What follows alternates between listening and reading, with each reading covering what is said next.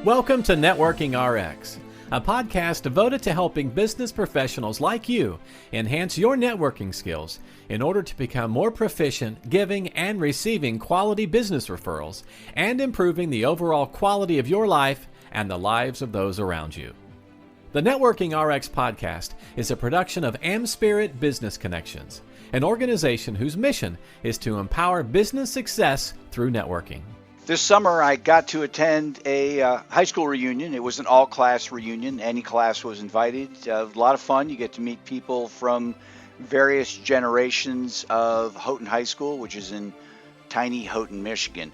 But it got me reflecting on a situation that happened at my 10-year high school reunion some years ago at this point in time.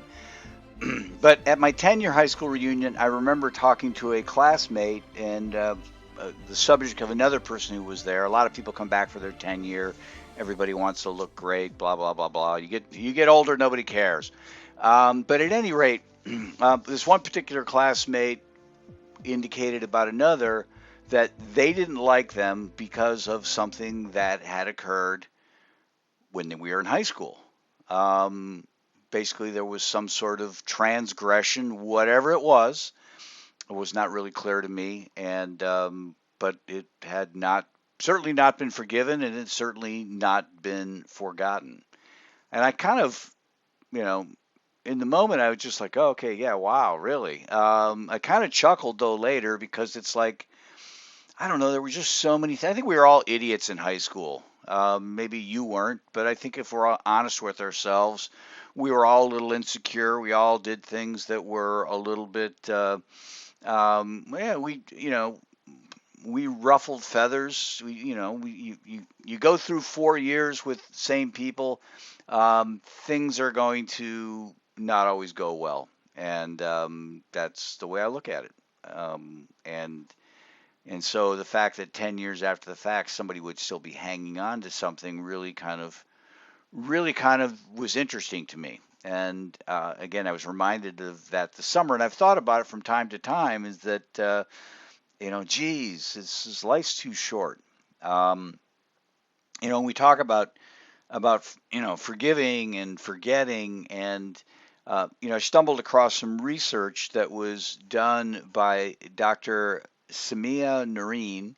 Don't know if Samia is a man or a woman, but work is in the School of Allied Health Sciences at De Montfort University, which is in Leicester, England, the UK. And what they did is they did research. They were trying to see if actually forgiving led to forgetting. And what they did was they brought people into the laboratory, and they were provided with certain scenarios that contained hypothetical wrongdoing, things like theft, slander, infidelity. And then they were asked to think about whether or not they would forgive the person committing the atrocity, the perpetrator, the crime, whatever you want to call it, the wrongdoing. And then they recorded those results. And then they brought the people back in a week or so later, and what they were trying to do is train the people to forget about the scenarios and then remember other ones.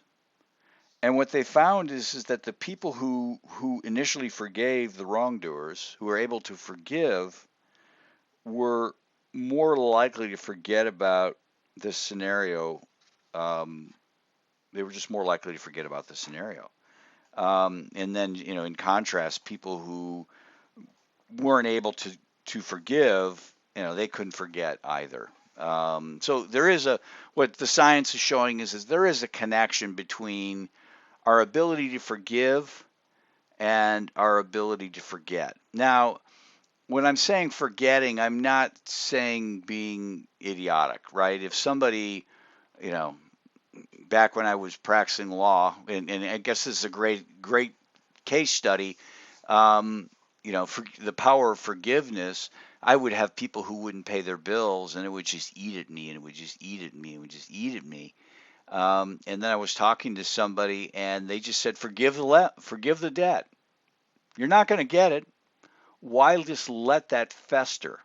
Why let that just continually nag at you? Because over time, you're going to have more and more and more of these things, and it's just going to continue to nag at you. Just forgive it. Send that person a note and say, you know what? I forgive this debt. And I did, and it was amazing what it did. It just totally cleansed me of, Now, what I forgave and I just felt better about it. Did I forget to the point that I was willing to do legal services for them again and rack up another bill that wouldn't be paid? No, of course not. Um, so when we're talking about forgetting, it's not necessarily putting ourselves back in harm's way. It's forgetting about the situation and just moving on from it.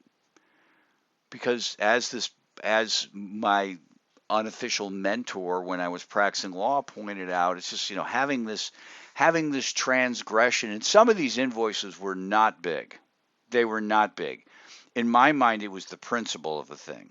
It was the principle of the thing that I had done work for them, and just as a matter of principle and honesty, they should pay the bill. And when they didn't, I was just deeply offended. I never went hungry. My wife and we never went without. Just deeply offended, and it just kind of ate at me. And it just ate at me. But when I was able to finally say, you know what, and I would send them a letter. I would send people a letter just saying, hey, here's your bill. I just want to let you know. I assume the reason you haven't paid this is things are tight, and I don't want this between us. I forgive you. The debt is forgiven. Let's move on. Let's be willing to run into one another publicly and smile and not have this between us. And it just worked. I forgot about it. I forgot about the monies. If I'd have just continued to let those grow and grow, I wouldn't have forgot about them. Now, again, I wasn't going to put myself back in harm's way and do work for them, but I wasn't going to continue to let that haunt me, if you will. And so there's a lot of power to this notion of forgiving and forgetting about the wrong. People are going to wrong us. Well, and we're going to wrong other people. But you can't control what other people do. You can control what you do, and people are going to wrong us. People will say bad things about you. People say bad things about me. You can let that stuff just build up and build up and build up. And I know some people will say, well, Frank, come on. There are certain things that just cannot be forgiven.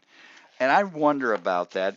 Back when I wrote the book Foundational Networking, I was doing a lot of reading before then, and I stumbled across a book called Left to Tell.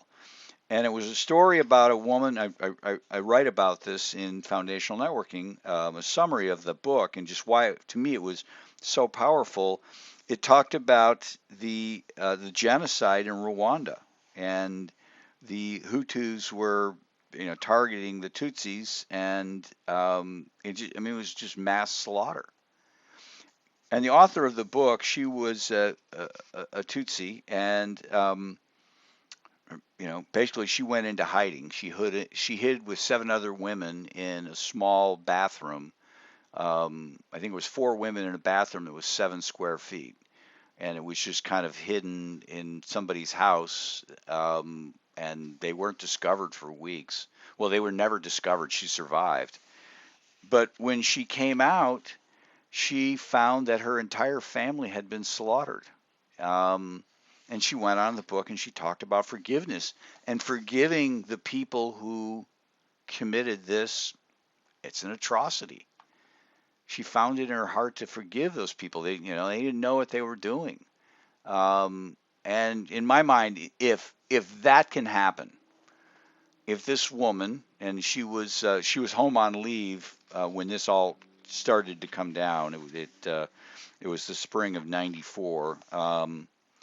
And by July of 94, most of the killing had been done. You know, almost 1 million people were killed. It was her entire family. You know, and she was able to forgive. And so you have to look at the transgressions that might befall you and say, really, is it that big a deal? Is it that big a deal? You know, when I was practicing law, there were a couple bills I forgave that were, you know, a couple $1,000s. You know, I I needed to move on. I needed to move on. I couldn't be worrying about nickels and dimes when there were potentials for dollars floating over my head. And I get it. It's not always about money. Well, it wasn't about money then. It was really about the principle of doing something for somebody and you know, it's basically a contract and not having them honor the contract. I couldn't just let that mental poison, you know, I couldn't let the mental poison debilitate my ability to move on and try and achieve other things. The point of this episode is this. People are going to wrong you. People are going to wrong you. You cannot control that. You certainly can try and guard against it, but people are going to wrong you. And I'm not saying put yourself back in a situation to be wronged, but find it in your heart to forgive. Because when you forgive, it really kind of as the study shows, it kind of removes it from memory. You know, you're not dealing with it. It's just not circulating up there. And that will allow you to free up that bandwidth, if you will, for bigger and better things. Thanks for joining us on the Networking RX podcast. Please put what you've learned into action today and let us know if you have questions, comments, or ideas for future topics. You can email them to us at podcast@amspirit.com. That's AmSpirit.com. Finally, so you never miss an episode, be sure to subscribe to the Networking RX podcast through iTunes, Overcast, or however you receive your podcasts. Now get out and network with someone. The Networking RX podcast is the copyright production of AmSpirit Business Connection. All rights reserved.